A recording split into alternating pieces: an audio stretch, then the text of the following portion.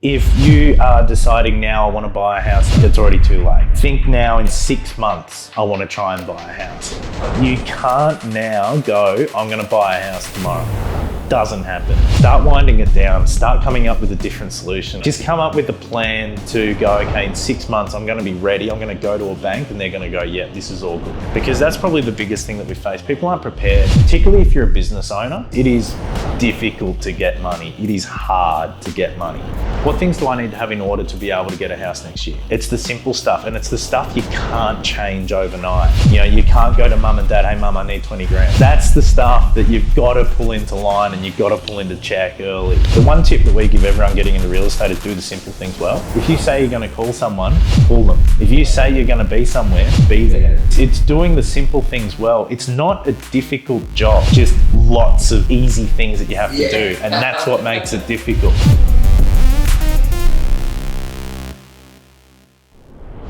Hello everybody, welcome to another episode of The Real Estate Show. With me here today, my friend Ryan Keys. So, the director of the entry group. So yep. Ryan, we went to school together, so I've known you for a very long time. And now, watching you, I remember when you first started Entry Education. Yeah. That was in 2015? 2015 we started. You came to my old office in 559. Yeah. So 2015 we started. It was a bit of a long process. So 2015 we kicked off. It wasn't until sort of 2016 that we actually took our first student and started the actual process of, you know, actually being a business. So it took 12 months, get it off the ground, and then by the time we took the first student, I think I reached out to you. I was like, we're doing real estate licensing, mate. If you got anyone, let us know. And I think Michael might have been one of the first ones passed through. So it's all changed since then, that's for sure. I think that was working out of mum and dad's house upstairs, doing all that sort of thing. So now it's different ball game now, but almost 7 years now. I like it. I think, how did you even get into it? Because I look at your business model. I think it's a really good business model. And I've always looked at it like, this is really cool. When even looking into it, I just felt like you guys, obviously I knew you, and that's why I was using you, but I felt like even as well, I think one of the people that were working for me at one point went somewhere else, and I was comparing the courses, and I'm like, Ryan's is so much better. It's a bit of a funny one. Like I didn't go to school and go, you know what I'm going to do? I'm going to do real estate licensing. Yeah, that's my end game. That's what I want to do. All I want to do is real estate licensing. Like it wasn't quite like that. When I left school, went to uni. Uni's not for me. School wasn't for me. We were always sitting out in the hallway because we weren't allowed in the classroom. So we know that school wasn't for us. But I started working for a bloke, another institute. He was just a dick. Like he was just one of those just all-time shit bosses, you know. One of the boys, one of my business partners now, like his mum's dying in the hospital and he wouldn't let him leave before 5 to go and see, like just one of those sort of blokes. We had like that's pretty heavy. Yeah, like just an awful sort of person. And I remember one time we did like a sales challenge thing, and I did the challenge and he's like, if you get this, I'll give you X amount of money. I was like, sweet, awesome. You know, like, we're on here. We're gonna 19 years old, and I'm like, that. He goes, 10 deals, whatever. Anyway, I ended up getting like 15 deals, and not only did I not get the money, all he did was take me out for lunch and wanted my lunch with him. I don't want to go to lunch with you. I actually, I don't want to spend any time with you. And now that's my reward. Like, it's a punishment, man. So we were like, I remember I was actually in the process of setting up a hair salon.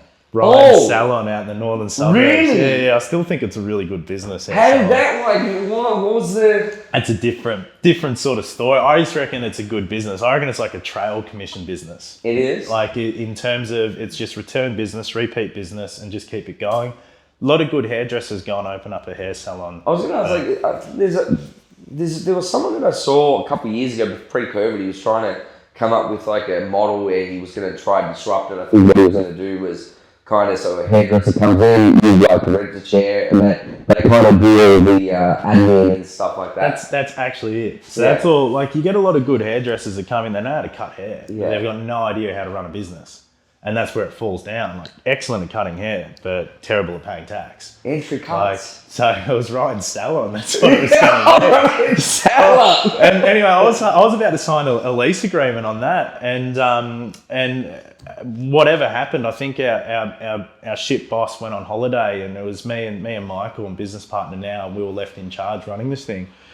And I remember walking into Mick's office there, I was like, mate, how hard could it be? Like, I reckon we can do this. How hard could it be? And it was at a time when you could use an RTO's license and you just pay them a fee. So you don't even have to have your own license to operate, essentially.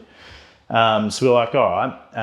Turns out it was pretty hard. But all I spent for the next week was just on the phone calling all these RTOs from all around Australia that had this course on scope. Like, hey, can we do it? Can we do it? Can we do it? Anyway, it was like one of the last calls, and I spoke to this guy, and he just happened to be down here in Richmond, and he just happened to have a falling out with the person he was using the day before I called. And then, so we aligned with them, and that's what sort of got it off the ground. It took 12 months to get the course developed.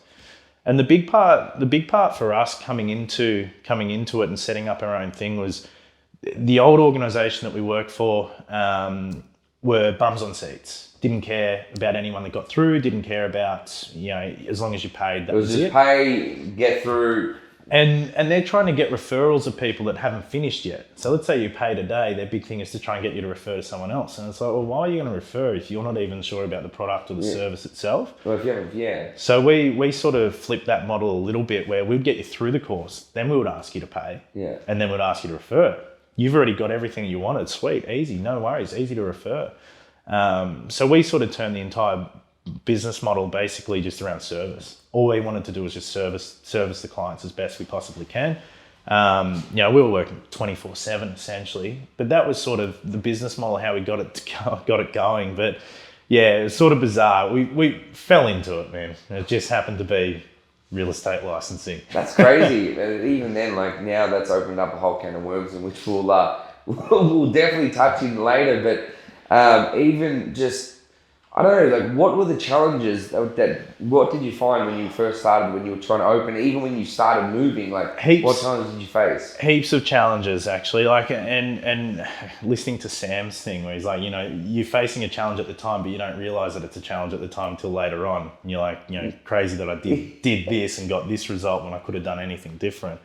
But I remember one of the boys we work with, he had a close relationship with an old guy in real estate, owned a few agencies down in Bayside, all that sort of thing. And I really distinctly remember him saying that, you boys are idiots, you missed the boat. You missed the boat. I'm like, what? He's like, REIV and all that sort of thing, they're all doing it. So I'm like, no.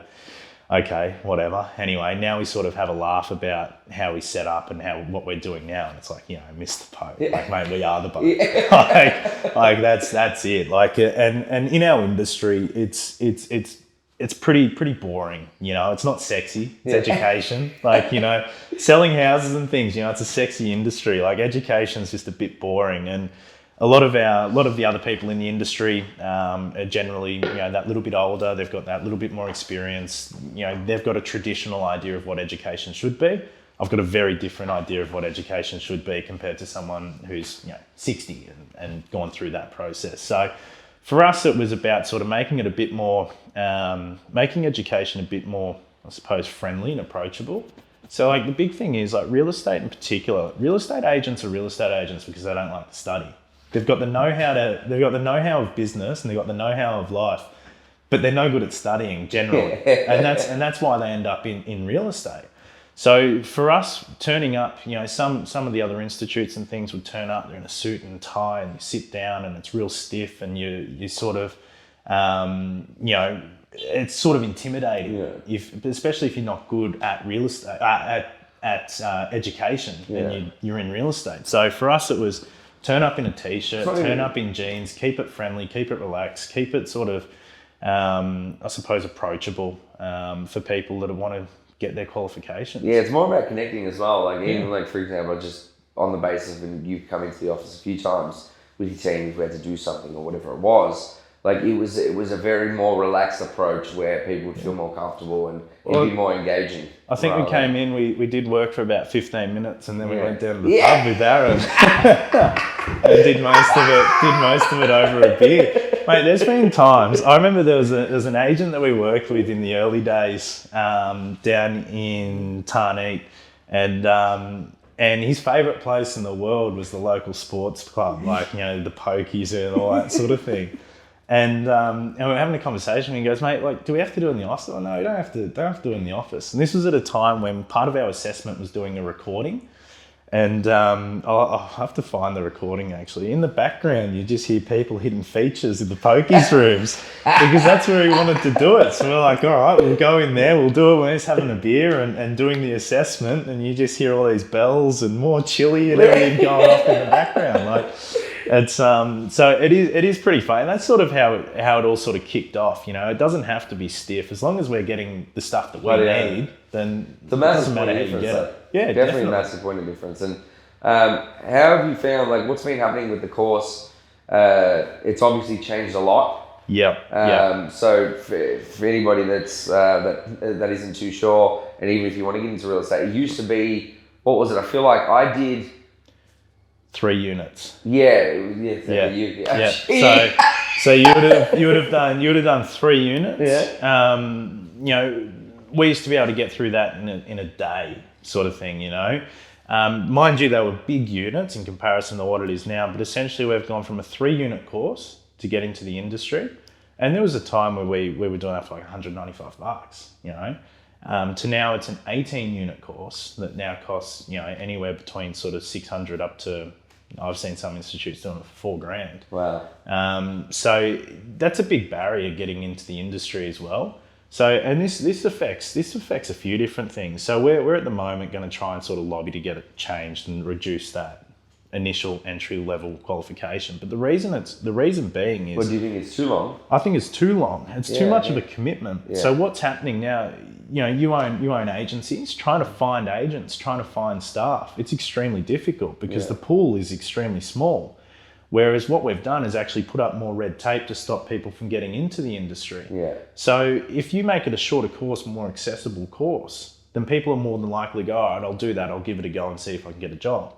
Whereas right now it's a big investment to sort of make not only monetary, but also a big investment in time to be able to get that course. And you have no guarantee you're going to get a job at the other end of it. Yeah. So, other states have good ideas around this sort of thing. So they've got, like, New South Wales, you do 5 units, but across the next 2 years, you've got to complete the remainder of the course. Oh, okay. That's not too bad. Which is you still fine. do it, but... Yeah, which means you get a basic know-how of the industry and you can go in, you can start work, and while you're working, do the rest.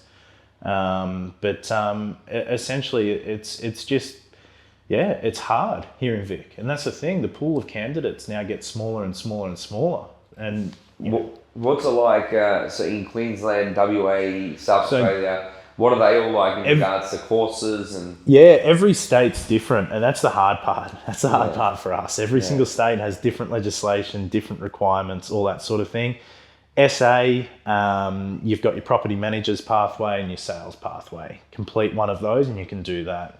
Complete both of them, then it's essentially your license.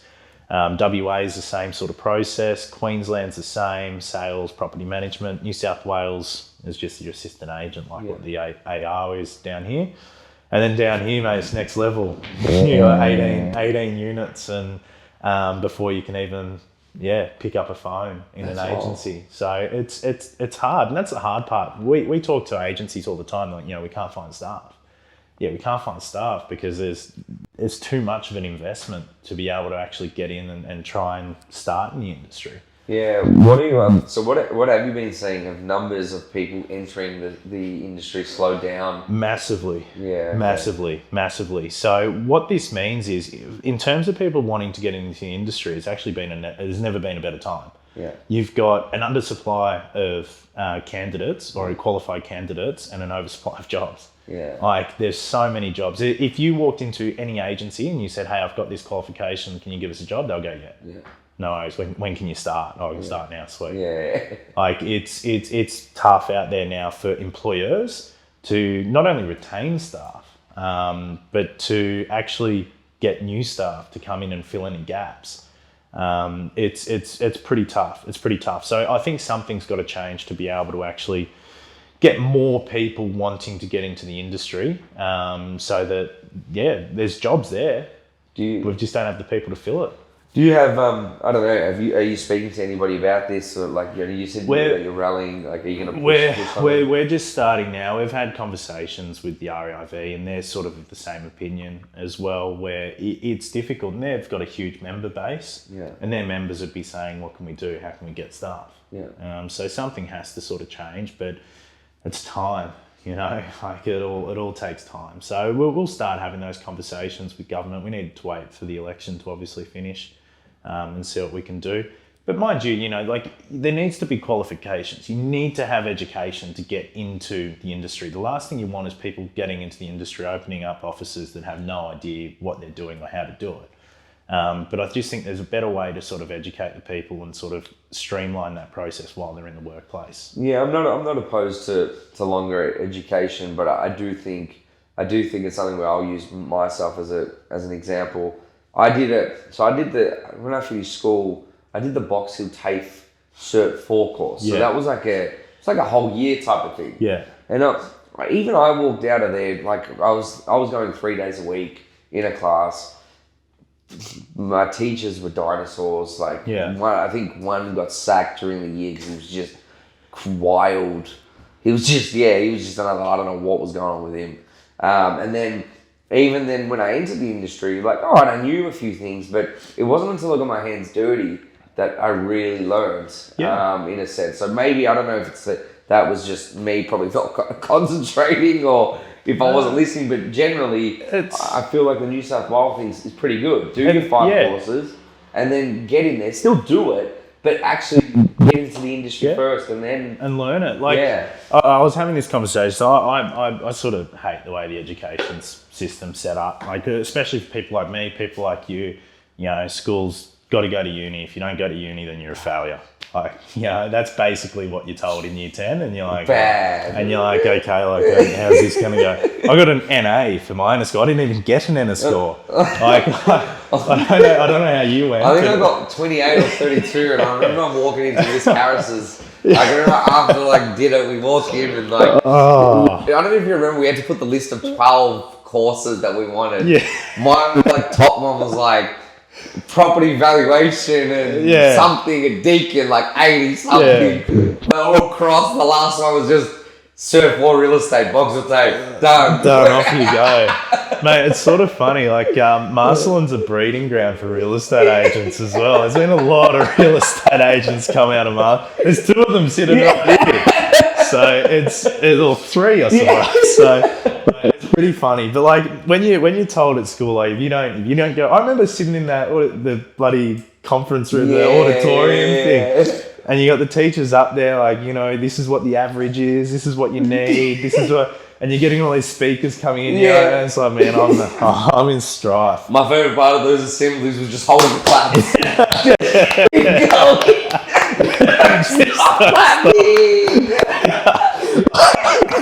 I completely forgot about that until you just said it. And I can't even remember any of their names. We had one coordinator from was he from St. Kevin's or something, that came in, and he's just like, he's just made an announcement, like, welcome on someone, and the clap's just gone for 12 minutes. Everyone just keeps clapping. That was my favourite. I just Well, it was who could be the last clap. Yes! Who could be the last clap, but I was talking... I remember Alex, because obviously it'd be the last, so you wait for the clap, then you... Oh, that's fucking funny. Mate, that's so funny. Good. But, like, I remember sitting there, and they pull up, I remember this one thing real clearly, they're pulling up all these graphs and all this sort of thing. This is what you need, this is where you need to be. If you want to do this is what you have to do. I remember just going, man, I'm cooked. I'm cooked. Like, I've got no hope. My whole thought process, honestly, was every time, like, I'm going to be good. Like, I'm going to be sweet. I'm just going to go into real estate. Like, first year, I'll just probably buy Brighton mansion. Second year, I'll buy the Lambo. Third year, I'll be out. Like, fuck this school thing. You know what I mean? Well, that's the thing with real estate. Everyone thinks it's going to be easy, man. It's a grind. It's a grind. Fucking grind, man. You look at guys like Marty. That's a guy that you'd look at him now and you go, yeah, sweet, he's done it. But mate, there's a full story of a grind there. You know? Yeah, man. Like every single agency now, and we were talking about this earlier, where you get a lot of the older agents ridden the wave. You know, they got their qualification, got their license or whatever in 2004, 2005, and property's just gone up and up and up. Their comms have just gone up and up and up. It's become, property's now a commodity. You know, it's now a regularly traded commodity essentially. Whereas it used to be a place to live. Whereas now it's the same as trading currency or trading stocks or crypto or whatever. It's basically the same as that. So they've ridden that wave. They've built their big foundation. For young guys now to come in and enter the industry, it's difficult. For anyone that's going to say that, oh yeah, it's easy. You know, look at what Christian's doing. It's easy. It's not. There's a hustle. There's a grind. There's a 7-day-a-week work ethic to be able to sort of do it. And that's sort of the biggest thing I learned from school. You can be as smart as you want, but there's two types of smart. There's smart of your ability to retain information. I read something, I now know it, and I can answer a question on it. There's that sort of smart, and then there's smart to be able to sort of read emotions, which I'm sometimes pretty ordinary at, but also being able to judge a situation, knowing the best way to sort of handle a situation, when to be aggressive, when to lay back, when to, you know, that's a sort of different sort of smart. You know, you've got the book smart guys. We've got mates of ours and all that sort of thing that are all, you know, accountants and studied and all this sort of thing. My missus, she's a lawyer, 2 degrees, 5 years of study. You know, they'd look at what we're doing and hate us. I think it's like just it's just like a whole new game. Like it's, in a sense, like running a business or just being that role. Like whether it's a real estate, I feel like real estate agents do have a bit more sense of business. Because it is a business Massively. within a business. Yeah. But even then, like I'm sure you see people like they're just sales agents and they're like, okay, I'm gonna go do my own thing. Yeah. And they do, and then they're like, holy fuck, I've got to actually give a fuck about these people. Yeah. I've got to worry about the bins, like what do you mean I need to pay tax? Yeah. What insurance? Yeah. What? What do you mean? Like, why do we have to pay for this? Why do we have to do that? It happens all the time. Yeah. Like, and you know, we'll get calls from people that are setting up an agency, and we'll sort of step them through it because it is a bit of a process now. When you would have set yours up, it was a little bit easier. It's hard now. Like we've got people who can't even get their ID verified properly. You know, like there's a big process. Yeah. Like, what do you mean? I've got to go to the post office. What? You know, so what insurance, you know, what's indemnity insurance? And it's like, man, like, and that's the problem. That's where, you know, you got these guys that now have the ability to set up an office. Victoria's the first ones, or they've sort of set it up properly now where you've got to do a diploma to set up an agency. And that's not how good is your knowledge of real estate. That is how good is your knowledge of a real estate business, which is what it should have always been. So like in our diploma course, all of a sudden we've got people doing a full business plan from start to finish. Base it off your area. You know, what's your rent going to be? What's your outgoings going to be? You know, what's your predicted revenue? You know, how many staff do you need? All this sort of thing. Because all of a sudden people are actually thinking about it going, okay, I know what I... Is this what changed? This is what's changed. Oh, no way. I didn't even know that. So okay. it's now a full business course, which is what it should have always been. So what's that? So to get your agent's rep, how long does that take? So look, we run a course that generally people knock over in a week. The face to face. If you're doing it self-paced, then you know essentially it's going to be sort of 30 hours is what you're doing face to face to knock over the initial assessments, and then a few others that you do from home. But generally, if you said, look, it might take 6 weeks to do that first initial course. Yep. You can then start in the industry. Once you work in the industry for 12 months, that means you'll be eligible to essentially upgrade and become a licensed agent and open an office. Now, for anyone that has done the old qualification, there's a middle qualification. But forget about them. We don't care about them. Yeah. For anyone brand new to the industry right now, you do your 18 units, and then come the time that you go, you know what, I want to set up my own agency. Then there's another 12 units that you complete out of the diploma. and that is, it's called agency management, and it's called agency management for a reason. It's setting up an agency. That's pretty cool. Our assessment, we've invented the assessment. It's building a business plan. So at the end of it, you get your business plan, but at the same time, you're completing the qualification, which is pretty awesome. So we've had a few hundred people go through our process now, and at the end of it, most of them say, there's stuff that we wouldn't have thought about. Most agents are familiar with the cost of your marketing expenses, your DLs, your signboards, all that sort of stuff. That's what they're exposed to. That's what they're privy to. All of a sudden, work cover. What? What do you mean? What do you mean work cover? Like, what do we need that for? Yeah, indemnity insurance. Like, what's that? Like, even to the point where people just underestimate how expensive it is to have an office. Yeah. Just to even walk in and unlock the door and turn the lights on, people underestimate that that's a cost. So it's quite good for people to be able to sort of look at have sort of an existential view of what the business is. We would have people that will walk out of that course, go back to their agency, and have a new appreciation for what it means to work there. But that's probably the biggest change, because most agents, they're business savvy. That's why they're doing what they're doing. They understand how to work with people, how to deal with people, how to get a deal over the line, all that sort of stuff, which is just business 101. How have you found, like, even the responses to everything with the changes? Yeah. Look, we tried early. Government goes out to industry and gets their opinions before they make these changes, and they get our opinion and then they ignore it. Basically, they ignore it. They've already know what they're going to do, and they're just doing it to tick the box. So for us as education, more mandatory qualifications, yes please. Yeah. We should have every single course should be mandatory, sort of thing. But ultimately, what the industry wanted was a greater education level for agents entering the industry, which is great, perfect. It should be. It was too easy to be able to open a licensed agency previously. Whereas now there is a good level of knowledge that you'll have before you can do it, which is what it should be. But going back to what school was, I couldn't sit there and listen to someone talk at me for an hour and read textbooks. That wasn't for me. The way I learnt was doing it. Yeah. That's the only way I could learn was by doing it. Touch something, it's hot. Oh, yeah. not doing that again. Like that's how I learn. Like I'm thick. I'm slow, dumb-witted. It's not until you actually do something and go, oh, that doesn't work, and you go, okay, I know why that doesn't work. So for me, I just think the best way, and like I said, agents they're not bookworms. Generally, I'm not going to say all of them aren't, because some of them can follow along and read information and all that sort of thing, but ultimately, they're there because they're business people. Yeah. They're wheelers and dealers. They're there to hustle. They're there to grind. They're there to get shit done. They don't want to sit there and get talked to for an hour. So I think the best way to move forward would be to have a short course, get into the industry, start learning the ropes. While you're in there, work through the remainder of it.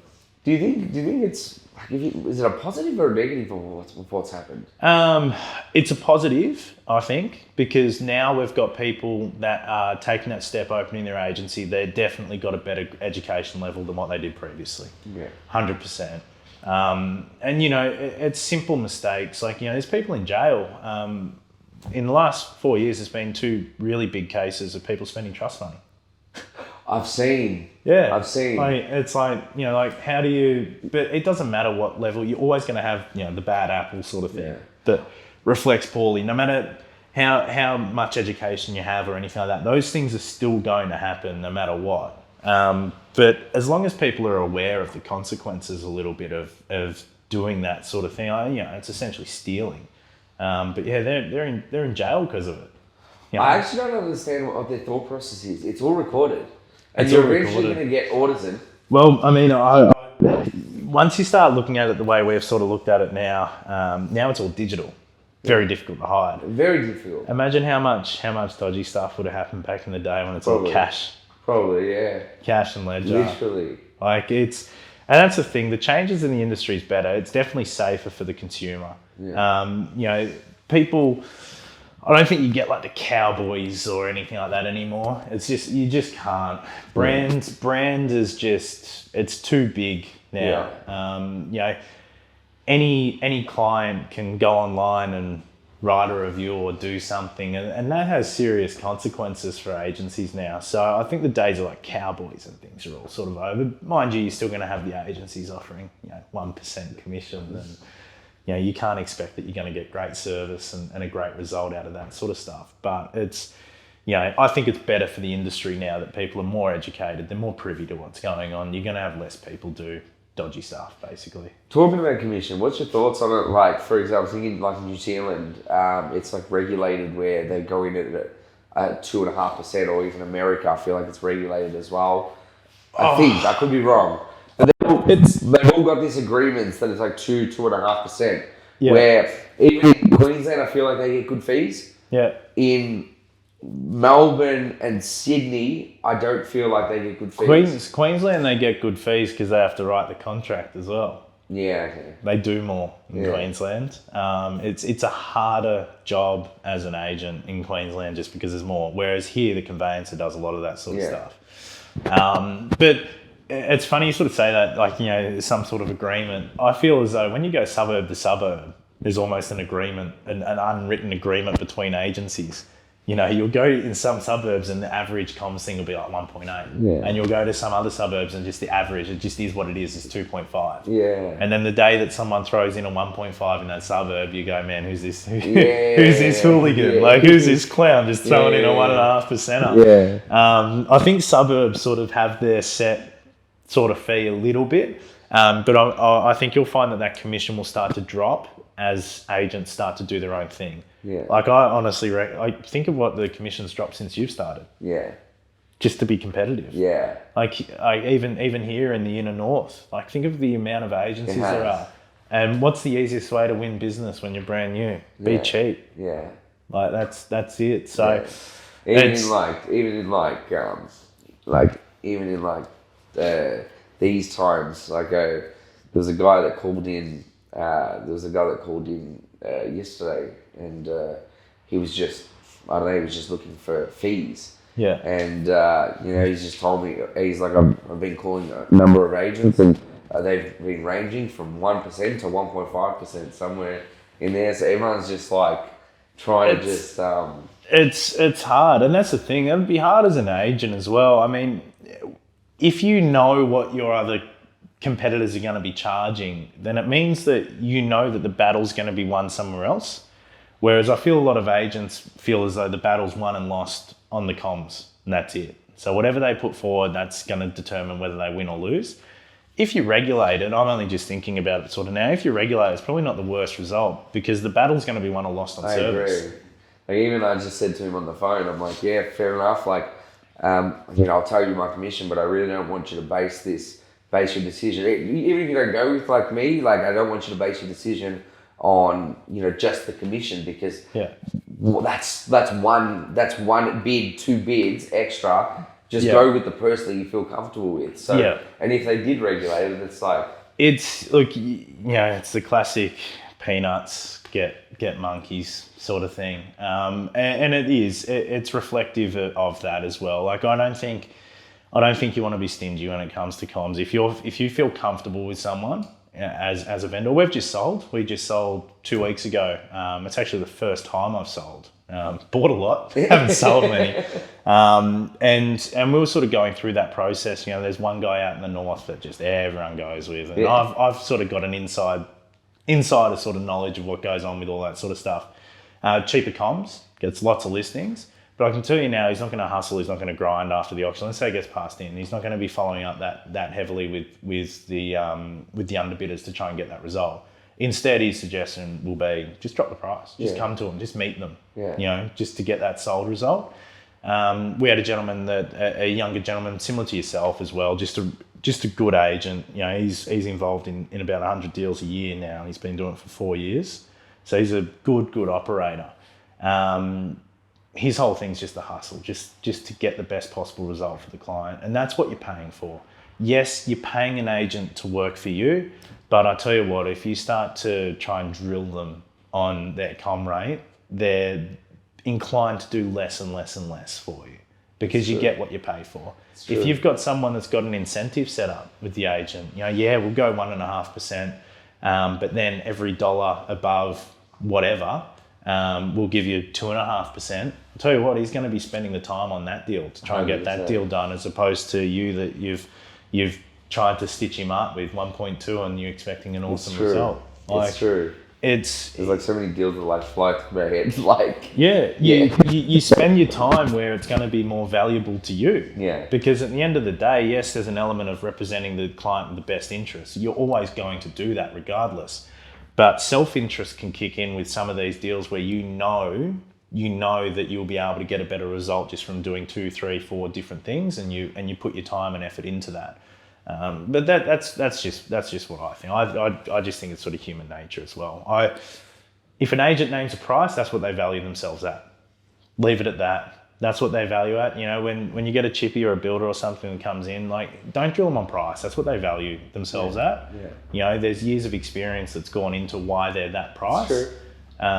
They've got a wealth of knowledge, and that's why they're that price. That's what you're paying for. Their perspective of whatever it's true. We experience a similar sort of thing just in the education space, where the first thing they'll go to is price. Not understanding that there's a different level of service to get there. Yes, it's the same end result if you get to the end result, but you can go and do it cheaper. But you'll be calling me in 6 months' time going, I couldn't finish it. Can you help us? Like that's what happens. And that's where you got to weigh up and go, okay, yes, real estate, this is the price and this one's cheaper, but what's in between? Between the start point and the finish point, what happens in between? That's what it dictates. So look, I just think if you have a regulated commission, I don't think it's a bad thing, because it means that the battle's going to be won and lost on something else, service, basically. And it generally looks to work, but I don't think anyone's really pushed. I feel like it was like that in the 80s, but I could be wrong. I think... I have no idea. Yeah. It's before us. Yeah, it's pushing it a bit. How are you seeing... So you've got a bit more of a scope, just to give the audience some context. You've got finance that you run through. Obviously, did we mention recruitment? Recruitment as well. Yeah. And you do conveyancing as well. So you do have a bit more of a overview of what's going on. How are you seeing let's just start with recruitment. Like, how are you seeing it? Are people... It's been a few changes. We'll roll through each of them. So basically, we started with finance. We have thousands of agency partners across Australia through education and recruitment.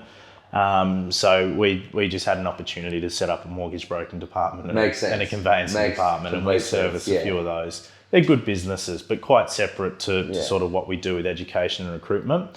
Throughout this year, we've obviously the change of COVID coming in, the opening up, interest rates have hit this year.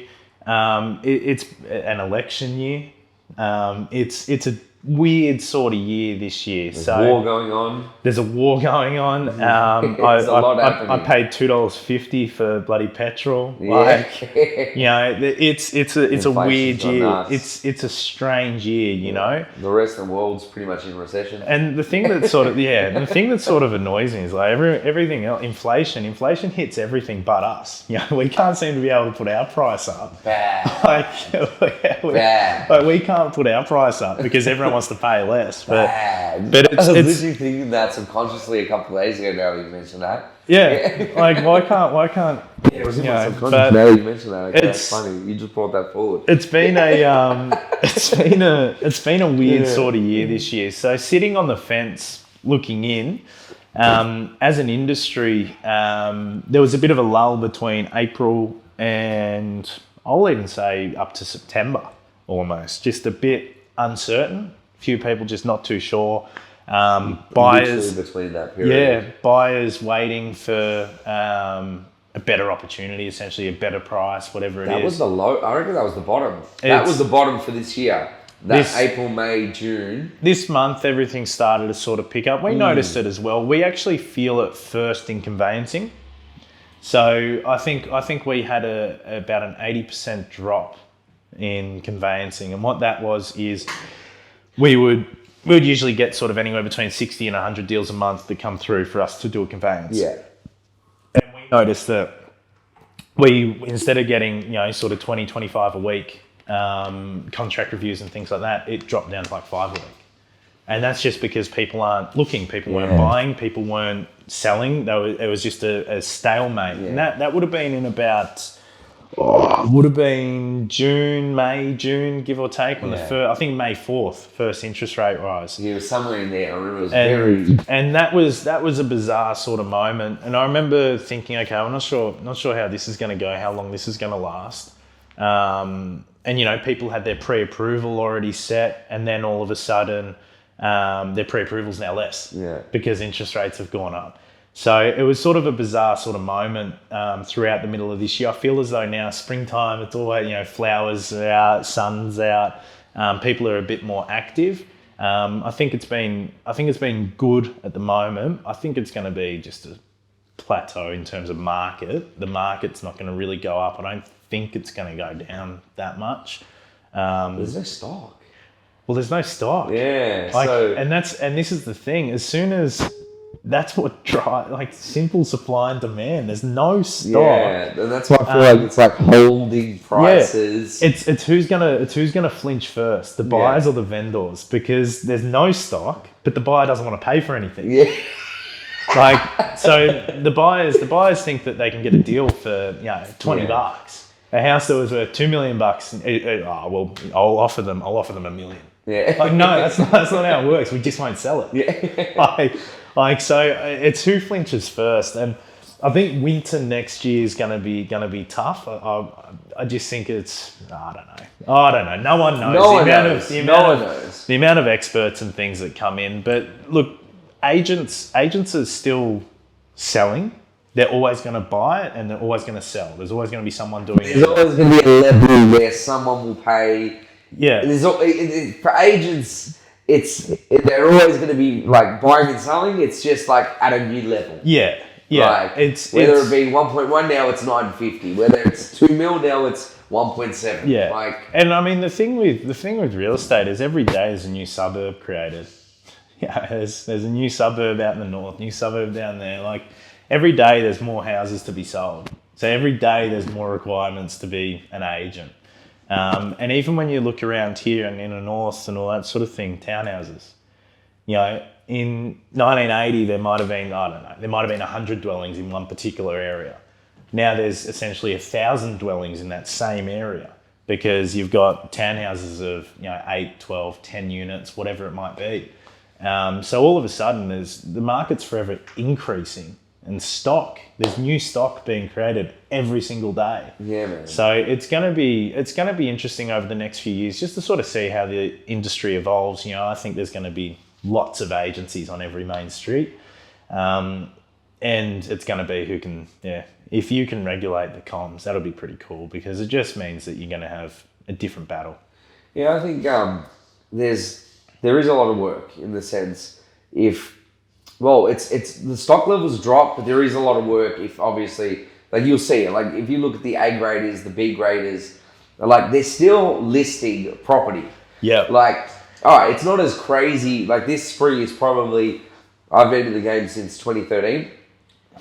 Even from 2013, 2014, 2015, we weren't that, when I first started, we weren't busy or anything like that. We were just starting out, but the vibe, everything around us, it was spring. I remember going to auctions, people everywhere, things were selling. I was looking at this guy, I want to be this guy. He's making money. You know what I mean? And then we're here now. I'm yeah. Well, you know what this is very similar to is 2015. That's what I reckon. That's what I reckon we're at now, where it's just a bit slow. It's just not much happening. We should have gone into recession before COVID and we didn't. Dodged a bullet. So it was always going to catch up with us one way or another, and that's what it's doing now with interest rates and all that sort of thing. But 2015, it was agents were just dropping off like flies. And what they were was because they went 10 years where they never had to follow up a buyer. They never had to follow up a buyer. Then all of a sudden, I was like, what do you mean? What do you mean I need to sell? Because houses would just sell themselves. So all the people really putting in the time and the effort and the legwork, they're still doing it. They're still selling, and they're the ones that then benefit that when the markets pick up, because they've done all this hard work and all the groundwork leading up into it. And then all of a sudden, it kicks off again, the tap turns on and everything's going nuts. They're the ones that got their foot in the door first. And that's what we're starting to experience now. People haven't started leaving the industry because they know. I think they know. And you see a lot more people now really sort of putting in the hours, putting in the work, following up the buyers and all that sort of thing. But that's what's bizarre. It's just slow. How are you finding it? So you would have pushed through a lot of new people into the industry. Yep. How are you finding it? Like, how are they going? Are a lot of them? It's a good question, because it is harder than what people think it is. Yeah. People think, it's a glamorous, sexy industry. Nice haircuts, nice suits, nice cars, all that sort of thing. And the movie star vibe, that's $100 million listing. And well, that's the problem. Selling sunsets, all that sort of stuff. And for the most part, for a lot of the industry, it's not that. Yeah. It's not that. I can tell you now, like some of the most successful agents that we know aren't in South Yarra. They're not in Brighton. They're out in Melton selling 120 properties a year. How about Josh Tesla in New South Wales? Like, yeah. That's probably like our definition of like murder or something. It is hectic. And he's writing $4.5 million or something. Yeah. Number one agent. Everyone looks at Gavin. Like everyone looks at Gavin. Yeah. Mate, there's hundreds of agents that aren't in the glamorous Rose Bay Inner East out there doing deals and doing more. Your mates in is it Ray White? Where are we? Yeah, Peter. So he's at YPA now, mate. YPA. He's a prime example. Just born and bred real estate agent. Like. Even when he's buying something, he's still selling to you. Yeah. Like he'll be buying a coffee at the cafe, he's still selling. Like he's and that's the thing, Werribee, people don't go, oh geez, Werribee, that's where I want to go. That's where that's not blue chip, but mate, like he's riding money, he's doing deals. So, and that's the thing. That's where people go, okay, you get the image of, $1 million listing and all that sort of stuff. It's not that, and that's the thing. Right now, heaps of jobs out there in the industry. Heaps of jobs. Like if you're looking for a job, you'll get one straight away. Done. Off you go. But I'm not going to lie. It's not the easiest time in the world to be an agent. Yeah. Like it just isn't. Yeah. But if you're ever going to learn at a better time, it's going to be now. Because when you get into the industry and it's easy, you learn bad habits. You don't follow up buyers because you don't have to, because a buyer will just come to you and go, here's my offer, please take it, please take it. And if he's not, there's 3 people waiting. Exactly. Whereas now all of a sudden you've got to follow up buyers. You got to reach out. You got to constantly be on the dog and bone, just going back and forth in between deals. Auctions, auctions used to be a convenient way of selling. They still are, because every property had 5 or 6 interested parties. Yeah. Let's put them all in one room and fight to the death. Literally. Whereas now you might have one interested party. So private sale is a lot more back and forth. But even seeing it at auctions where, we were going to sell at auction. We thought we could get a better result selling prior and sort of liaising directly with the interested parties. And we got a good result.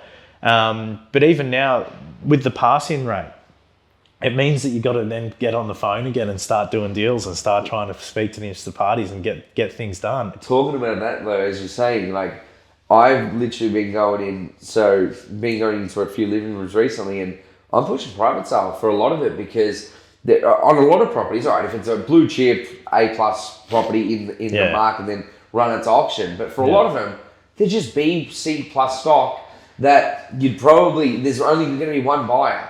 Even for a lot of older homes, where there's like, especially in like Thornbury, there's been a fair few that have hit the market recently. I'm just using Northcote Thornbury as an example, where you just like, and I've been watching them, they've been passing in. So I feel like a lot of agents are literally using auctions to condition their vendors, like you said, drop the price. Rather than running it just private sale, getting that one buyer, squeezing the emotion of the buyer, making him FOMO to pay top dollar or as much as you can get, which it would be a better result they're passing in for 50 to 100,000 less on a vendor bid, and then putting it on the market anyway. Yeah, so it's and that's the interesting thing. Control, really. But that's the interesting thing. If you're brand new to the industry now and you're coming in and that's the process that you're learning, if you think that that's the norm, which it actually should be, that's what it actually should be the norm of real estate. It shouldn't be automatically getting 12 buyers just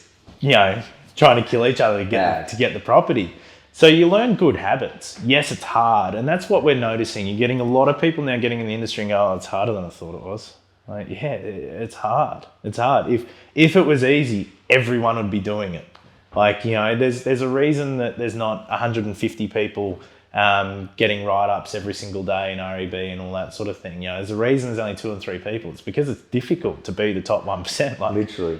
Not everyone can be. So, look, it's a double-edged sword. You're going to learn the best possible habits while it's hard, and you're going to be exposed to the tougher parts of the market while it's hard, which means you're going to learn a lot faster. Talking a learning curve and all that sort of thing, it's a steep learning curve, this one. And then because it will get better, it just will. It always will. And then come the time when it becomes, all of a sudden you've got 12 buyers again. You've learnt the hard habits, that's what's instilled into you. You can think back and go, I remember I was war stories. I was an agent in 2022 when interest rates went up and when there was a war and when, it's as hard as it's possibly going to be for a long, long time now. It's hard, but you still get results, but it's the best time to learn. Like, if you can find a job now, it's good as an employee. You get paid well, you get good conditions. Conditions are probably the best they've ever been in the real estate industry because you want to be able to keep talent. And if you want to keep talent as an employer, then you got to front up and you got to look after them. So, look, in terms of getting into the industry, it's a pretty good time. It's going to be a hard job. You're going to hate it at times, but it's a good time. You're going to learn some good stuff. What's some advice, for people looking to enter the industry? Stick with it. Yeah. Stick with it and stick close with someone as well. So obviously the first role that you're going to get in the industry, you're generally going to be an assistant to someone. Stick with them. Do the best possible job you can do. Particularly, look at what other people do in the office. Just because you're an assistant to someone and they do something a particular way doesn't mean that that's the best way. That's just the best way for them. Look at what other agents do in the same situation. If you get the opportunity, go around with other agents. Yes, you can be an assistant to one. Go to a couple of listing presentations with other agents because it's the best way to learn, oh, that's what they did. Yeah, that worked well with that. That's what this person did. So it's about just sort of being a sponge. Expect that you're going to be out, especially now it's summer, 30 degrees, dropping off stuff out in the mailbox. Again, you talk about Peter, he still does it. He's got assistants. He's still out there. I'll get a call from him. I'm hearing birds in the background and trucks and things going past. He's still out there handing out flyers. That's just what he has to do to get in front of those people. So don't expect that you're just going to be rolling listing to listing and just signing them up and just handing out contracts. That's not really what it is. It's learning why people sell is an important one as well. Not every sale is a happy sale. And it's learning different reasons why people need to sell and why people need to buy and all that sort of thing. But just learn as much as you can do. When someone says, you're going to be on the phone, you're going to be making 100 calls a day. You're just going to have to do it. It's just what it is. But in 10 years' time, you're almost going to thank them for giving you all the shit jobs because you know how to do them now and you can 100%. Be self-sufficient. But that's probably the biggest shock. People aren't expecting to go in there and be walking around handing out flyers. They're not expecting that they're going to have to sit in an office and make 100 calls a day and get told to fuck off 4 times. 9 times. That's just not what they expect, but it's part of the job. And that's the thing. Right now, it's hard. But it's better because when you get those wins, they're satisfying. And that's the thing. I think people got used to the wins too regularly that now all of a sudden they're not as regular and they go, oh, this is too hard for me, and off they go. So this is I had Fed from our office. He started probably about mid-2021. So mid-2020 was lockdown. Yeah. Then we come out of lockdown And then he just like got into this like market where like everything was just like flying out the door. Yeah. And I just kept telling him, like, it's not like this. Like, we don't just turn up and there's 4 people wanting to like chuck an offer. Like, this is not how it works. No. And then obviously this year came, started off decent, and then just things got really interesting. And I think the interest rate scared people off a little bit, but it's literally that. He's turned up. He thinks that that's the norm. Yeah. You know, his first 6 months of being in an office is things just sell. Yeah. So it's hard, and it's working out what is normal and what isn't normal. But for anyone getting into the industry, you just got to stick with it. You know, it's very, mind you get some people. We had one guy, he's up in Queensland, he had 12 listings in his first 7 months. It's not bad. First 7 months, That's 12 listings. You know, That's not bad at all. Like, it is absurd. And then you get some people that might take 12 months to get their first. Literally. It just depends how much time, how much effort you want to put into it and do what you can do. But look, it's all about just sort of learning the good habits early. That's the main thing. What are you finding with on the finance side? Like, a lot of people, how are they going, like getting mortgages, or are they heading their mortgage? Or The financing was interesting. So at the start of this year, personal debt was at an all-time low. And interest rates were still low, and I think what's happening now is people started to lend more and all that sort of thing. So people were confident to go and get money. Now interest rates are going up. People are, look, I wouldn't say hesitant. They just want a good deal. They just want to know that they're not going to be ripped off. But ultimately, look, it's all sort of relative. So yes, houses were more expensive, but money was cheaper. Now money's more expensive, but houses are cheaper. So the overall expenditure, the percentage of your wage going towards that house is still the same because interest rates are going up. Like, one of my mortgages has gone up $1,300 a month. Yeah. Like, even I could have paid an extra $700,000 for my house, and at the old interest rate, and I'd be paying that $1,300 a month. But what it is now is it's all relative. The expense is still the same, even though interest rates are going up. The expense is still the same. So people were hesitant. They're now confident. They're now going, okay, this is what's normal. We're going into it. We're doing it. But the big thing is the people that have pre-approvals. So they had a pre-approval done. They last generally 3 months. So they'll get a pre-approval done, and then they realise their pre-approval's $100,000 less. I'll go, oh, well, that changes everything. You know, my business partner he was in the process of negotiating his deal when one of the interest rates went up. It must have been on the changeover of that day when he signed the contract, and the bank's like, well, you got to find an extra $70,000 now. Yeah, okay. And it's like, well, okay. So some people are getting caught out like that. But look, all in all, I think confidence is starting to move back a little bit. People are starting to go, okay, this is the new normal. And that's the thing. You shouldn't expect money to be free. Yeah. It's absurd, man. Yeah. It's absurd. So I think once it finds its settling point, who knows where that's going to be. Do you have you found, I saw something where I think banks came out and said that, generally homeowners, they're to about 2.5, 3 years ahead of their mortgage. Have you generally found that? We did, like, especially credit card debt and all that sort of thing. That was all cleared start of COVID. So when you do your basic assets, liabilities and all that sort of thing, that's starting to change now as well. And people talk about mortgage stress. It's real, but a huge percentage of mortgage holders are ahead.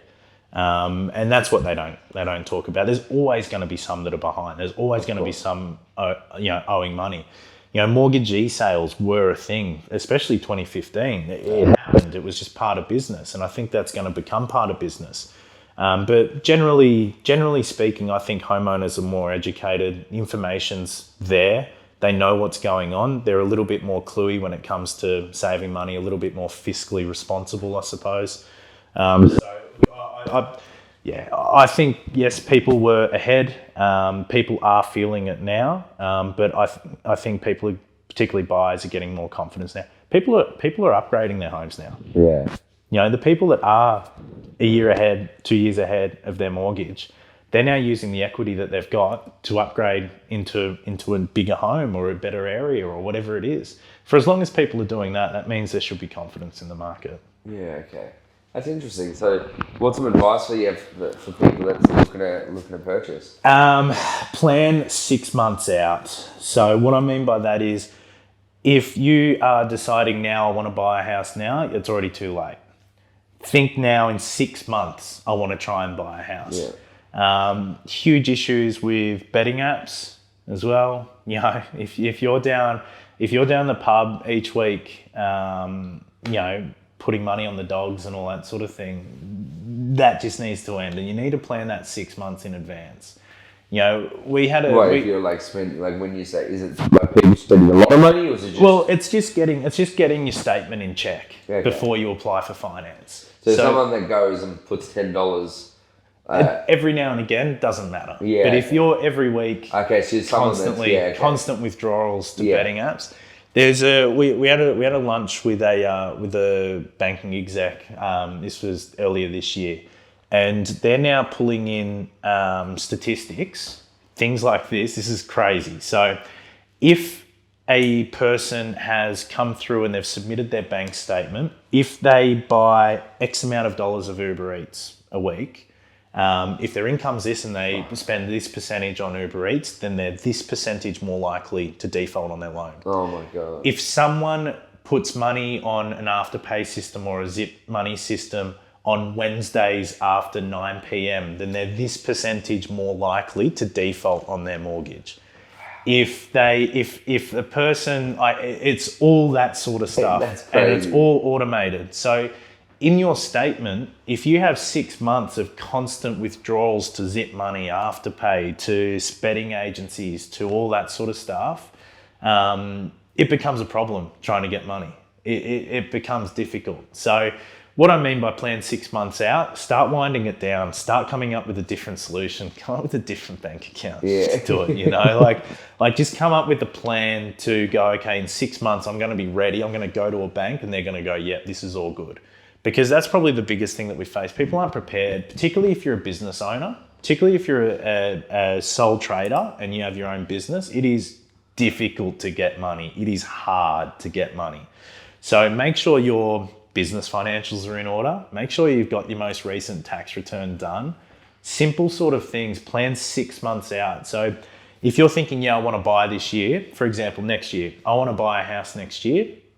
Start thinking about what things do I need in order. Have a chat to an accountant, especially if you're a business owner. What things do I need to have in order to be able to get a house next year? Let alone, forget the deposit, forget the stamp duty savings, forget all that. It's the simple stuff, and it's the stuff you can't change overnight. You know, you can't go to mum and dad, hey mum, I need 20 grand. You know, you can't do that. These are system changes that you need to make. These are expenses that are being done. You can't change the past. So plan the next 6 months to actually go, okay, these are the things I'm going to have in order. You know, if there's constantly $352.50 withdrawn from the ATM each week, yeah, mate, I can tell you, they know. They know. And that's the stuff that you've got to pull into line and you've got to pull into check early. You know, like it's planning 6 months out. You can't now go, I'm going to buy a house tomorrow. Doesn't happen. Like it's a big task, big task. But yeah, as a business owner, mate, it is hard. It is hard. And if particularly if it's a small business, if you run as a company, proprietary limited, but you're small and you're still doing cash on the side and still pulling in this and all that sort of stuff, mate, you've got to start legitimizing that money, and it takes 6 months to do it. You know, cash. You can have all the cash in the world, but if it's not on paper, if it's not electrical, banks will just go, nah. What's the difference with like trying to purchase like a commercial property and a residential property? Oh, vastly different, man. Commercial's next level. Commercial is a 50% deposit, you know. Even now to develop, if you want to buy a property to develop, banks won't accept less than 50%. Yeah. Okay. So you need that money there. You also need airtight statements. You know, there can't just all your tax needs to be up to date. Everything needs to be up to date. Commercial's a different ball game. Resi's hard if you're, you know, entrepreneurial, if you're go job to job or whatever it is. You know, if you have your own business and doing different bits and pieces, it can be difficult because banks want constant income. If you're a teacher and you earn your set salary, it's probably going to be easier to get money than it will be if you're a business owner, just because there's those different sort of aspects. But commercial's hard. Commercial, you need everything to be airtight, ready to go, and it's at least 50% now, particularly for office space. Okay, that's interesting. Just going on with you. So, what's your plans? Obviously, you've opened up a few different sectors. Within there, are you looking to grow it further and just keep adding on, or? Look, I mean, it's a good one because what was our plan when we started it? All we wanted to make was $100,000 a year and be able to play golf when we want to play golf. Yeah. You know, like we're in a different ball game now. We've got almost 40-something staff, 50-something staff that work across all the brands. We've just opened an office, got a new team up in Sydney, opening an office in SA. Constantly sort of growing. You know, the amount of times I've said, you know, we're looking for a new team member, and the amount of times I've said, no, this is the last person, we're not growing anymore. Mate, I've said it 40 times now, and then the next week you've got a job ad up on Seek, ready to go. So, look, our plans just sort of keep ticking over. Education-wise, we've sort of hit some new milestones this year. We've got 3 state funding contracts, which sounds boring as, because it is boring as, but it is the epitome. It is the best of the best that you can possibly do. It means our state regulations, we've gone to the state regulators, we've submitted our business essentially to say, hey, you should give us funding for our students. That's insane. And they've recognised our business as being a good business and a reliable business to do that. You know, SA, we've got a 3-year contract. So for us, that is just a huge milestone. So the next sort of 12 months is just going to be working with those contracts to be able to sort of get the most out of them for our students, which is good. It means our students now pay less and get more. So that's crazy. It's been big. But next 12 months, literally just going to be focusing on the expansion into the other states. That's mental. And no new sectors? No, nothing. Oh, just there's enough there. We've set up realestatecareers.jobs, which is a job board for real estate. That's been really effective. You know, we had a student call us and just go, look, I applied for a job on your platform. I applied for so many, I don't know which one they've called me about. Can you jump on and have a look? I'm like, what? Anyway, so we've jumped on and had a look, and that's just one that's called us and said, yeah, I've got a job interview. So we could safely assume that we're sort of placing a couple of hundred people maybe every couple of months just off this job board. Yeah. We've got, I think we've got about, I don't know, like 1,500 profiles of our students on there with their resumes and all that sort of thing. We've got thousands of jobs posted on there. So that's a nice little project, and it's a good place for our students to sort of go to go, you know, agencies were paying, you know, Seek, essentially, to set up their job board, and all of our students, we have 90% market share in Vic.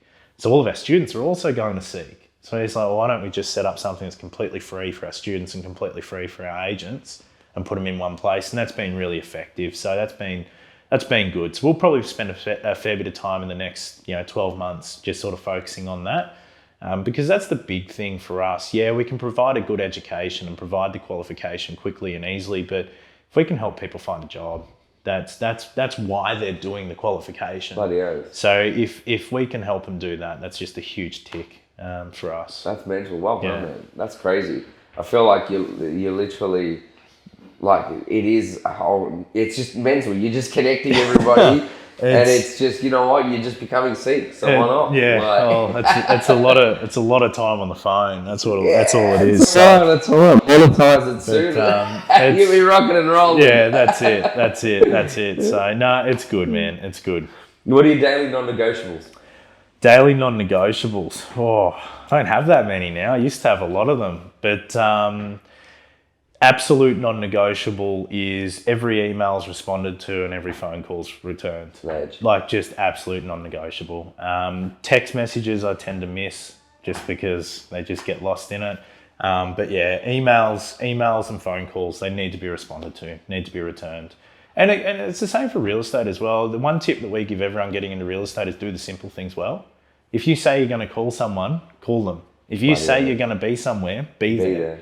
It's doing the simple things well. It's not a difficult job. It's not. It is just lots of easy things that you have to do, and that's what makes it difficult. 100%. There's not one task where you're sitting there going, oh God, I have no idea. You have thousands of tasks that you know exactly what to do, and that's what makes it difficult. So that's the absolute non-negotiable, is just get back to people. Like that's it. It's the heart and soul of our business, is to get a deal done, is to respond to people. So, and that's something that sort of just always sticks there. That's what I always say. It's like, as real estate agents, we don't have anything else. No. We literally just have our communication skills. Yeah. Like, there's nothing else. So if you can't do that, well then fuck, you know? Yeah. I know how to spell soul. Yeah. And good at putting stickers on things. And that's it. Well, like Zed, he's had his one, Zold now. Zold. You know? He's had his own little spin to spelling it. He's a good operator, man. He is. What do you believe success is? It's a good question. Everyone will look at success and go money, clothes, watches, whatever, all that sort of stuff. I think success for me is just having a goal and achieving it. If you say your goal is to, for example, our goal this year was to get these government contracts. Boring as, but that was our goal, and we've achieved it. I'll define this year as a success. Even if other parts of the year hasn't gone 100% to plan, that was our main goal, and we achieved that goal. It sets you up. That's it. That's it. So I think success is just achieving what you set out to achieve. That. And that's it. Every person's explanation of success will be different. If you do the simple things well in my world, then you're going to achieve what you want to achieve, essentially. So that's what I would say. Bloody oath. Well, the final question is, you have to answer a question left by a previous guest, and you have to leave a question for the next guest. Now, this one could have been a little bit more in depth, but we'll run with it. So hopefully you can leave a good one for the next one. But what's your dream car and why? Oh, I've actually got it. Yeah. I've actually got it, and I it was actually out of crypto. It did pretty well, and I was like, all right, we'll get something good. That's funny. No way. And that's why it swings and roundabouts. Yeah. Swings and roundabouts. But I always loved Aston Martin. And never thought I would ever be able to afford one or get one. You used to watch James Bond? And I like the cars. But I've always liked them. And anyway, I was in the market looking for a car of that sort of level. And then just by pure chance, I got referred to a guy at Aston here in Melbourne, and went and spoke to him. He goes, mate, we got this one. Special edition. It's essentially 1 of 1 in Melbourne. Do you want it? Sold. You got me. So ready to go. And that's it. Like before that it was the C63, the AMG, and we had that, and that was cool. But we've actually, the Daily's the Raptor, and I'd say that's the best car in the world, man. It is the best. Like I've had the Aston now for over a year. It's done 1,000 Ks. Fuck. Yeah, because all I do is just drive the Raptor. So it's the best car. Okay, that's it's the best car. Like, mate, if you wanna merge, just straight in, like just turn. You're sitting up, like everything is so comfortable. Like they're doing roadworks out the front. So me and the other business partners all have one. I was down getting a coffee. They got all roadworks and things, and it's sort of a bit of a maze to get into our car park. You know, I'm getting my coffee. I look across the road, and there's my business partner going over 3 medium strips because he can't be bothered trying to drive around and find the entrance. Brilliant. Just going over all those. So, mate, do whatever you want. It's a good car. It's a good car. So, but yeah, I'm actually trying to think now of what to ask someone else. That's the hard question. But yeah, I don't know. What can we ask? Who's the next person coming in? It's a builder. The builder tomorrow. Alright. What makes a good client and what makes a bad client? I actually like that. Because we're going through renovations now, and some of the things that I ask, I'm like, oh, I'm being a dick here. I'm pushing it here. I think that'll be something good just to sort of pass on to people when you are working with tradies. It's a tough gig, man. It's a tough gig. Like, me as the owner, I have an expectation, and if something's going wrong or something's different, you put it on them. So I think it would be good for people to sort of know what makes a good client. I like that question. Or a really bad client. You're right, because sometimes, like, obviously you're paying for them, so you do expect some level of service, but then you're not a dick where you're just like... We're all people. Yeah. We're all people. Like, it's, you're gonna make mistakes, you're gonna get stressed, it's gonna get hard. But yeah, like at the end of the day, if you can try and make someone else's life just that little bit easier, what do you got to do it? Bloody oath. And even just Ryan, like, I really appreciate you jumping on. Like, no, thanks for having us. You've been about has been that, like, providing an education platform for people to excel in their careers, and now you're connecting dots and making sure that every step of the journey you're there to cover them, which is really cool. And I appreciate you jumping on. Mate, thanks for having us. Thank you for providing a lot of value. Cheers.